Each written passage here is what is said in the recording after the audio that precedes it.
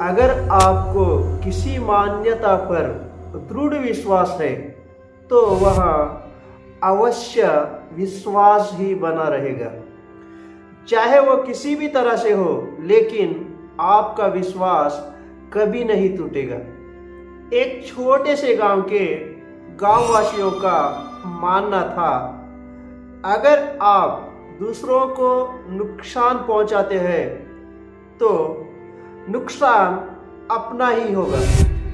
किस तरह चोरी करने आए 3 लोग चोरी तो नहीं कर पाते, लेकिन नुकसान के रूप में जुर्माना किस तरह भरते हैं, वीडियो में आगे जानेंगे। नमस्कार, बहुत बहुत स्वागत आपका।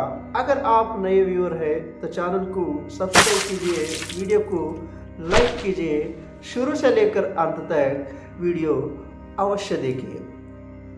एक छोटा सा गांव था। उस गांव में सब लोग मिलजुल कर एकता के साथ रहते थे, एक दूसरे का सहायता करते थे।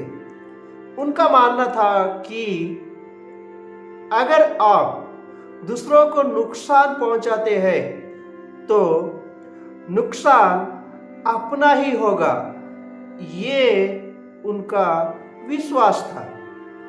इसीलिए उस गांव में कभी भी अपराध नहीं होते थे।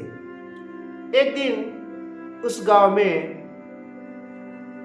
प्रवचनकार महाराज प्रवचन कर रहा था।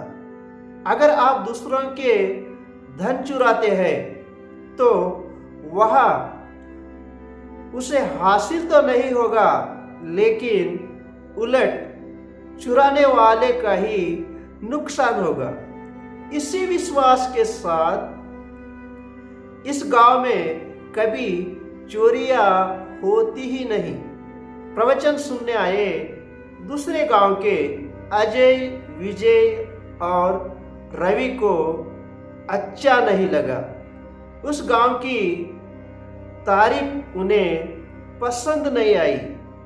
किसी भी तरह से उस गांव का नाम खराब करना चाहते थे। इसीलिए दूसरे ही दिन अजय, विजय और रवि ने गांव के मुखिया के घर घुसकर चोरी की। सोने चांदी के जेवर और पैसों की एक पोटली बांधकर गांव के बाहर एक मंदिर के समीप एक गड्ढे में गाड़ दिए। चोरी का मामला शांत होने के बाद तीनों मिलकर आपस में बांट लेंगे, ऐसे कहकर अपने अपने रास्ते घर जाने लगे। थोड़ी दूर जाने के बाद तीनों के मन में विचार आया, क्यों ना दोनों जाने के बाद गहनों की पोटली मैं ही चुराऊं।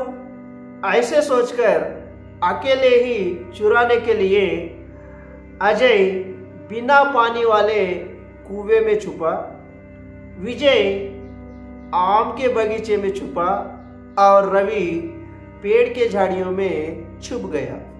आम के बगीचे में छुपा विजय कुछ आम इकट्ठा करके उन्होंने एक पोटली बांधा और सोचा इस आम के पोटली को गहनों के गड्ढे में गाड़ के गहनों को चुराऊंगा। विजय ने आम के पोटली के साथ मंदिर के पास आया और गहनों की पोटली निकाल के छुपाने के लिए बाजू वाले कुएं में फेंक दिया।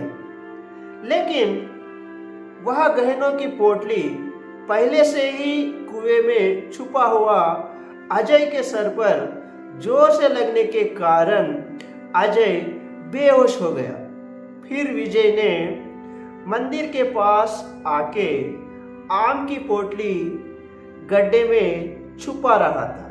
ठीक इसी समय रवि गहने चुराने के लिए आया, लेकिन पहले से ही गहने के गड्ढे के पास विजय को देखकर उसे संदेह आया और एक लाठी से विजय के सर पर जोर से वार किया।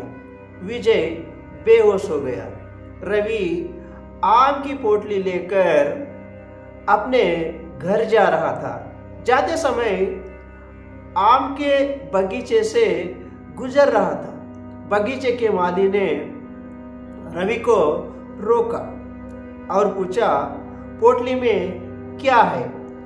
रवि बोला, ये गहने हैं। गिरवी रखे सो गहने छुड़ाकर ले जा रहा हूँ, लेकिन खोल के देखने पर उसमें आम निकले।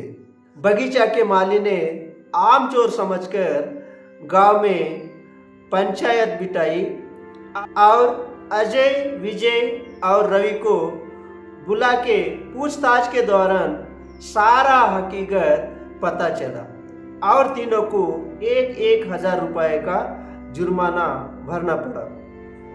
इस तरह प्रवचन में कह गई बात सच साबित हुई। गांव वालों का विश्वास और बढ़ गया। इस कहानी से हमें यह सीख मिलती है, अगर आपको किसी मान्यता या बात पर दृढ़ विश्वास है तो ऊपर वाले ने भी उसे अविश्वास में बदलने नहीं देता। जय हिंद, जय भारत, धन्यवाद।